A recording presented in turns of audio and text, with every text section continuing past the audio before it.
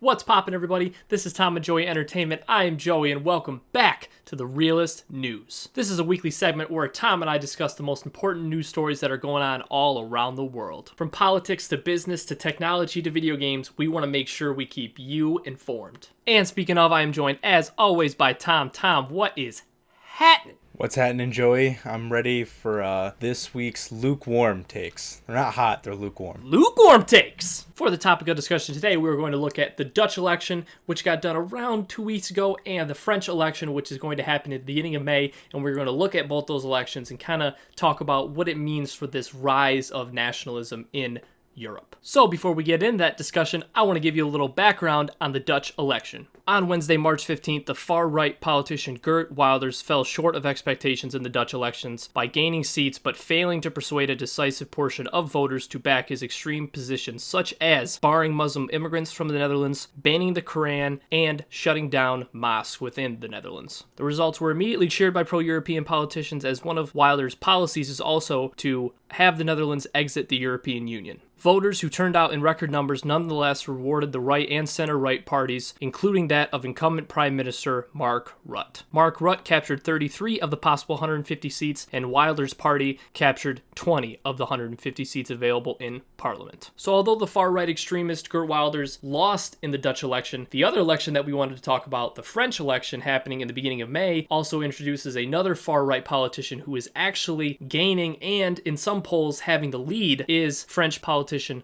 Marine Le Pen. She's one of the most divisive politicians in Europe and a frontrunner in France's presidential election this spring. The leader of France's far-right party, the National Front, Pen has strong anti-immigrant views, wants to strengthen France's borders, and focuses on fears of Islamic radicalism. The self-proclaimed Madame Frexit has also promised a referendum on EU membership.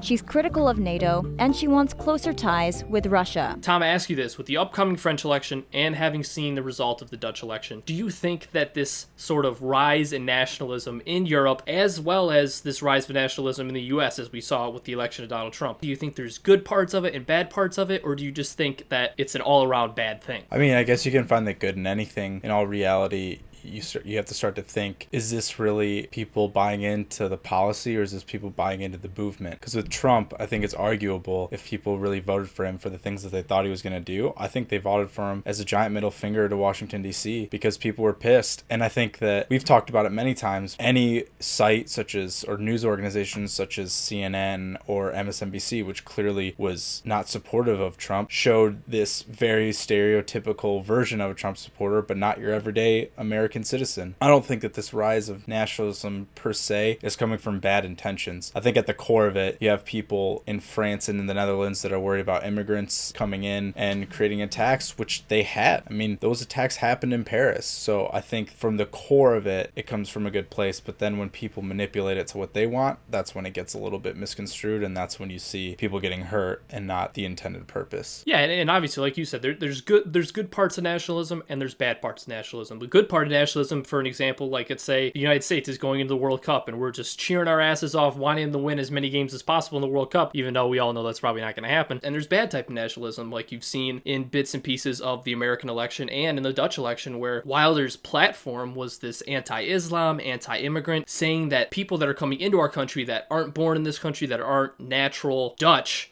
are bad for the country and coming in here and committing crime, committing attacks. When you look at what's going on in Europe, when it comes to terrorism and the threat of terror and that actually being a serious threat, they have it way worse off than we do. Especially in the case with Wilders, there was a platform there and he just came along to exploit it. Whereas in the same thing on the left, like in the US, where you have a platform like Bernie Sanders, where there's a huge millennial population that have more socialist ideas, I think that Bernie Sanders is exploiting that in the same way, in the sense that there's a platform there and he sees it and he's using it to get what he wants done. And I think on the right, it's happening the same way. It's just their agendas are totally different, right? Or you can argue what's good or bad, but I think that the same kind of overall structure is somewhat the same, in the sense that you talk to people, you can just talk to them on the street and you can see what people want to hear. For the most part, don't feel like governments are listening to them. So the candidate that says, oh yeah, well, them then. Yeah. they're going to go ahead and do it. Yeah, exactly. And I mean, we've talked about this anti-immigration and anti-Islam aspect of this nationalism wave that's going through Europe, but you also have to look at the anti-establishment, which is really one of the bigger components of the nationalism rise in the U.S., where people are almost feeling cheated by the system. They're being left out to dry, and that these governments are profiting, and all these people in specific cabinet positions are just getting richer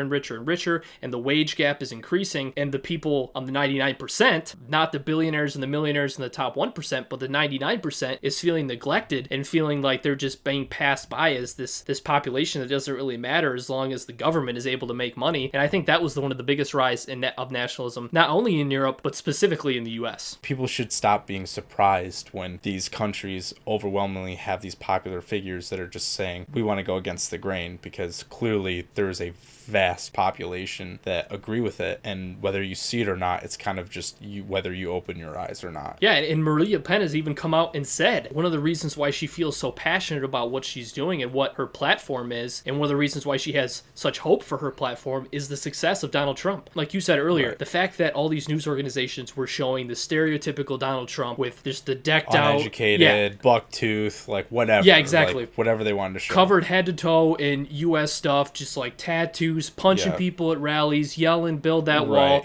all this stuff that the media really instilled in us as the stereotypical Trump supporter. And then you have all these polls before the election came out, like Hillary Clinton had a 98% chance of winning. I think that was one of the things that New York Times posted. Yeah, it was insane. And just sitting there watching the election on election night and just watching it all unfold, when Florida fell to Trump, when North Carolina fell, it's like I felt this feeling this whole time. The media's been showing just the stereotypical Trump supporter, in the sense that they want the people to think that anyone who supports Trump is an idiot. These people came out in masses, and it was to the point where I've read it numerous times, and I totally agree with it, to the point where people felt ashamed almost to come out and support Trump, because in the media, all they came out and exemplified Trump supporters as is just these unintelligent, uneducated just people, and people were afraid to come out and say supported Trump because they didn't want to be grouped into that group of people.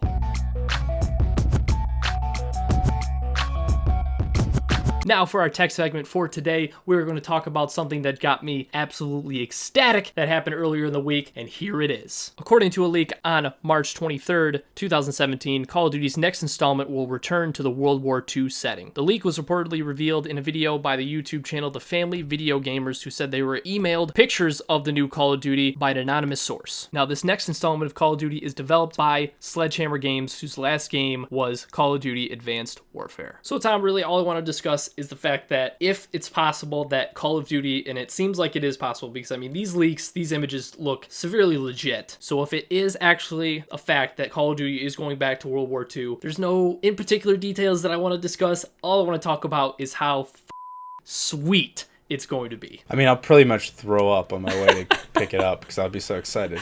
But before we even get into it, there's someone, I think you can jog my memory. There was somebody in this channel that has been talking about how much they would hate a World War II Call of Duty for years, you know? And I remember that person wasn't me. And I think it was, do you know who I'm talking about? Because I don't know. It's not me, but it could be. In my defense, I wasn't saying World War II it was specifically. you. That's right. I was saying I wouldn't be a fan if they went back into like Battlefield 1 with. I didn't say World War II specifically. What other wars are they gonna do?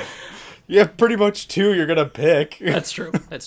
You got me. I'll give you the olive branch that I think what you meant by it was this was right after like Advanced Warfare really came out, and both of us loved the out of that game. I think you like the boost, you like the XO, and now that we've kind of used and abused it for 3 years, it's like, all right, I could jam out to some others, which I get. I always was a main proponent of just saying like, hey, it, let's go back to your roots. Like what was Call of Duty based off of? It was World War II pretty much. I'm totally good game with it, going back to its roots. And not to mention, you see the popularity of Battlefield 1. Like, this is a great move on their part, because Infinite Warfare to Call of Duty standards was a total bust. Oh yeah, I couldn't agree more with the success of Battlefield 1, and especially like you said, I'm not gonna shy away from it. I absolutely said that I wanted Call of Duty to stick with the futuristic warfare, because my thing was with the futuristic warfare, there's so much that you can do, and when you bring it back into time, time, it limits the spectrum of what you can do. But then Battlefield 1 comes out, and it's World War 1, so even before World War 2, the game was absolutely badass. I'm sure Call of Duty looked at that success, and especially the lack of success when it came to Infinite Warfare. I mean, I'm a proponent of turning in games when I know I'm not going to play them and getting some money back, if at all, and this was the first time I turned in a Call of Duty game because I knew that I just wasn't going to play it. And Infinite Warfare just was not very good, and you can totally tell that after the lack of success that Infinite Warfare had, I don't blame them at all for wanting to go back to the roots, especially because everyone, all Call of Duty fans, young and old, were calling for this to actually happen. The fact that Sledgehammer Games, I mean, like you said, Advanced Warfare, we both loved it. That's probably my favorite Call of Duty campaign ever, up there with the Modern Warfare series. Oh my god, I absolutely cannot wait to see. Usually Call of Duty has like a global reveal trailer like in early April, maybe early May. Cannot wait to see when that comes out. But especially with my heavy interest in World War II, just how everything happened, how everything went down, how it started, how it ended, to put that into video game form, and let alone to have it be a next-gen AAA, just so much cash and so much time and work to put into this game. I absolutely can't wait. The living